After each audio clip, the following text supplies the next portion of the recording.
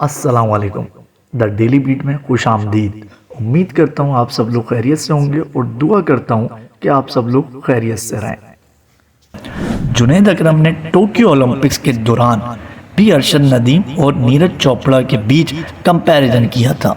उस वीडियो में उन्होंने इस बात पर फोकस किया था कि एक तरफ इंटरनेशनल बेस कोच, दूसरी तरफ प्रॉपर फैसिलिटीज़ भी नहीं। एक तरफ पूरी हुकूमत की सपोर्ट, दूसरी तरफ हुकूमत की सपोर्ट ही नहीं। एक तरफ 100 से ज़्यादा एथलीट, दूसरी तरफ बस साथी। एक तरफ स्पोर्ट्स पर्सन खुद बोल रहा है मुझे बहुत बेहतरीन ट्रेनिंग और फैसिलिटीज़ मिली हैं, दूसरी तरफ स्पोर्ट्स पर्सन बता रहा है मेरे पास बेसिक ट्रेनिंग इक्विपमेंट नहीं। एक तरफ सब कुछ होने के बाद कोई गोल्ड मेडल नहीं, दूसरी तरफ सब कुछ ना होने के बाद भी गोल्ड मेडल। ये कहानी नहीं, ये दास्तान है। दास्तान है जुर्रत, हौसला, हिम्मत और वतन से हकीकी मोहब्बत। गोल्ड मेडलिस्ट अरशद नदीम साहब की कहानी।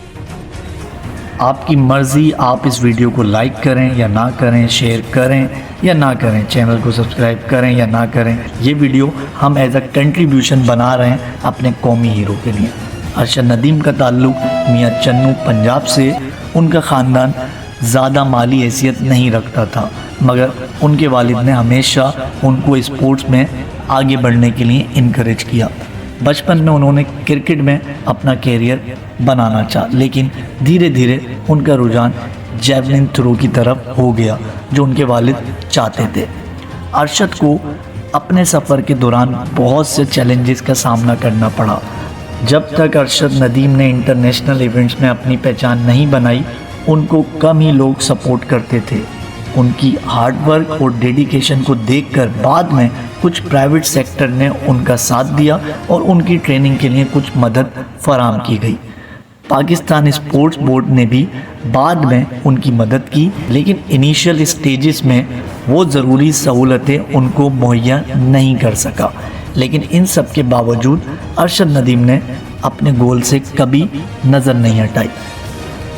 नीरज चोपड़ा इंडिया के जेवलिन थ्रोअर। नीरज चोपड़ा को इंडिया की गवर्नमेंट और स्पोर्ट्स बॉडीज़ ने शानदार फैसिलिटीज़ और कोचिंग फराहम की। उनको advance training camps, international coaches और बेस्ट मेडिकल फैसिलिटीज़ दी गई, जो उनकी परफॉर्मेंस को इन्हेंस करने में बहुत मददगार साबित हुई। जबकि इसके बरक्स अरशद नदीम को बहुत से रिसोर्सेज की कमी का सामना करना पड़ा। वो अक्सर बेसिक ट्रेनिंग इक्विपमेंट से भी महरूम रहे और उनको वो इंटरनेशनल लेवल की कोचिंग नहीं मिल सकी जो उनके इंडियन नीरज चोपड़ा को मिल रही थी, जो उनके कॉम्पिटिटर थे। जेवलिन खरीदने का मसला। अरशद नदीम काफ़ी अरसे तक अपने खुद के जेवलिन के बगैर प्रैक्टिस करते रहे। उनके पास इतने पैसे नहीं थे कि वो एक वर्ल्ड क्लास जेवलिन खरीद सकें। ये उनके लिए बहुत बड़ा इशू था, क्योंकि एक एथलीट के लिए अपना पर्सनल इक्विपमेंट होना बहुत ज़रूरी होता है, जो उनकी स्किल्स को पॉलिश करने में मददगार होता है। जुनैद अकरम ने टोक्यो ओलंपिक्स के दौरान भी अरशद नदीम और नीरज चोपड़ा के बीच कंपैरिजन किया था।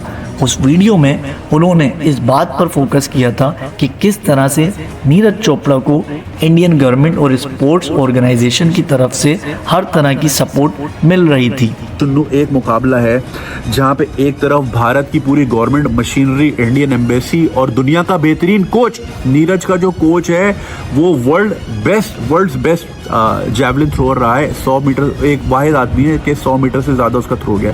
उसकी एक बुनियादी वजह ये कि पुराने ज़माने के जैवलिन की सेंटर ऑफ ग्रेविटी डिफरेंट थी, अब उन्होंने पीछे कर दी तो वो 90 से आगे जाते ही नहीं। टेक्निकल बात है वो छोड़ दें, वो उसका कोच है। तो भाई एक मियाँ चुन्नू के मजदूर ज़्यादा ताकतवर है या पूरी भारत की गवर्नमेंट जिसमें उनका इंडियन एम्बेसीज भी इन्वॉल्व हैं, बेहतरीन कोच है, यूरोप में ट्रेनिंग कर रहा है, कौन जीतेगा? इसके बरक्स अरशद नदीम के पास अपना पर्सनल जेवलिन भी नहीं था। उस लिहाज से कोई मवाजना नहीं था अरशद और नीरज में।